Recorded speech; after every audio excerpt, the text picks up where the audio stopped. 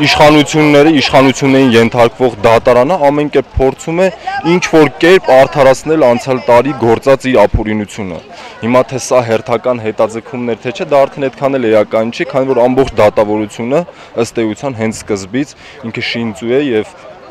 կազմակերպված է, ուղղորդված է իշխանությունների կողմից։ Իշխանությունը ձրի տեղը բան անում, գործ ասարկում ու հետո այդ գործի համար մի շարք քաղաքացիների, ինչպես տեսնում եք, այստեղ արդեն ահագին մարդիկ ներկա են, իրանց ներքաշում է մի հատ գործընթացի մեջ։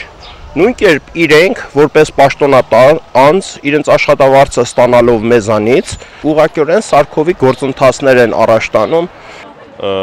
Ոստիկանության կատարված այդ հանցանքը կոծկելու նպատակով փորձելու են շարադրել ամենաաբսուրդ ու ամենածիծաղելի մեղադրանքը,